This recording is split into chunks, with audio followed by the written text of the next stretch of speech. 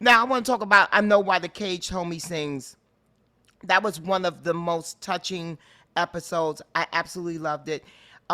Your brother was incarcerated, and you talked about finally someone on television talked about the fact that when someone in the family gets incarcerated, it doesn't just happen to that person, it happens to their family and it happens to their community.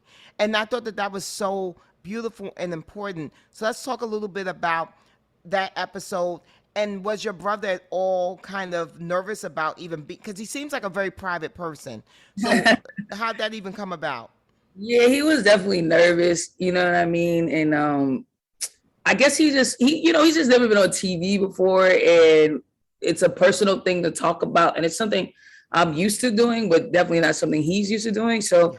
I just tried to be very like cautious and careful with how we dealt with it. You know what I mean? Like I recorded that conversation myself with a recorder while we were driving around in the car, just hanging out and talking. And like even the stuff we shot, everyone's like, well, do you want to do it like this? Or do you want to do it like that? And I was like, it should be like very limited, like one camera person, you know what I mean? And just like Yes. me and my brother doing what we normally do, you know what I'm Mm-hmm. saying? But he doesn't feel like out of place or anything. But you know, I'm also the youngest. The baby, and so at the end of the day, I'm his little sister. He'll do anything for me. You know, he's like, if you need me to do it, I'll do it, sis. It's kind of like Wow. his attitude about it. But I think he felt good. I know he felt good about it afterwards because we talked about it, and he felt like it was cathartic and therapeutic for him as well.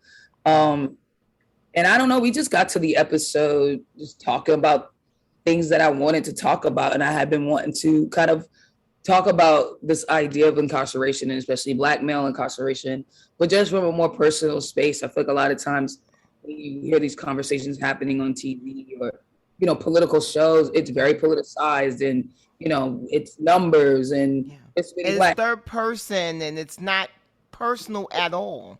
Yeah, exactly. And it's like, well, this is happening to real people. Like people are going through this and like I'm a person who's gone through this. And so I just wanted to present that side of it. And I also just wanted to let the people who've been to jail speak for themselves. I feel like a lot of times everyone's talking about them and around them and for them.